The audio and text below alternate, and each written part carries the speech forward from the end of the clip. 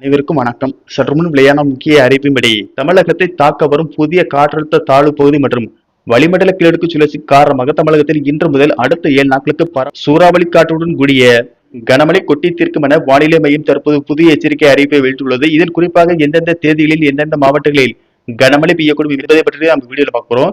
வீடியோவை கடைசி வரைக்கும் ஸ்கிப் பண்ணாம பாருங்க. வீடியோக்குள்ள போறதுக்கு முன்னாடி இந்த வீடியோக்கு லைக் பண்ண பிரச்சனைக்குங்க. உங்களுக்கு கனமழை சம்பந்தமான வீடியோக்களை உடனுக்குடன் துல்லியமாக தெரிஞ்சுக்கணும்னா இந்த சேனலை சப்ஸ்கிரைப் பண்ணிக்கோங்க. வாங்க வீடியோக்குள்ள போகலாம். தென்கிழக்கு அரபிக்கடலில் ஒரு குறைந்த காற்றழுத்த தாழ்வு பகுதி உருவாக உள்ளதாகும். மேலும் இந்த மாதம் 2ஆம் வாரத்தில் அரபிக்கடல் பகுதியில் ஒரு காற்றழுத்த தாழ்வு பகுதி உருவாக உள்ளதாகும்.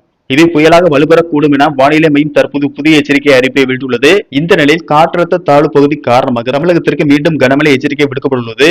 அதன்படி இன்று தமிழகம், புதுவை மற்றும் காரைக்கால் பகுதிகளில் ஒரு சில இடங்களில் 40 முதல் 50 கிலோமீட்டர் வேகத்தில் பலத்த காற்றுடன் கூடிய கனமழை பெய்யக்கூடும் என அறிவிக்கப்பட்டுள்ளது. குறிப்பாக நீலகிரி, கோயம்புத்தூர், திருப்பூர், தேனி, ஈரோடு, திண்டுக்கல் மாவட்டங்களில் கனமழை பெய்யக்கூடும் என அறிவிக்கப்பட்டுள்ளது.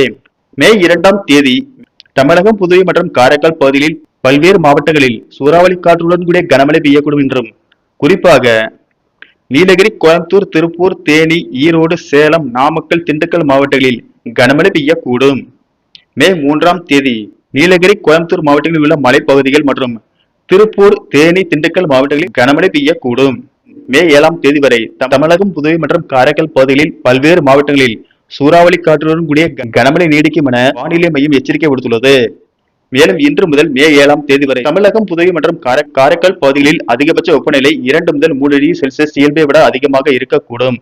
சென்னை மற்றும் புறநகர் பகுதிகளை பொறுத்தவரை வானம் ஓரளவு மேகமூட்டத்துடன் காணப்படும் என்றும், அதிகபட்ச வெப்பநிலை 38 முதல் 39 டிகிரி செல்சியஸ் ஒட்டியும், குறைந்தபட்ச வெப்பநிலை 29 டிகிரி செல்சியஸை ஒட்டி இருக்கக்கூடும். மேலும் இன்று முதல் அடுத்த 7 நாட்களுக்கு தமிழகத்தில் பரவலாக பலத்த காற்றுடன் கூடிய கனமழை பெய்யக்கூடும் என்பதால் பொதுமக்கள் யாரும் தேவையின்றி வீட்டை விட்டு வெளியே செல்ல வேண்டாம் என்று அறிவுறுத்தப்பட்டுள்ளது.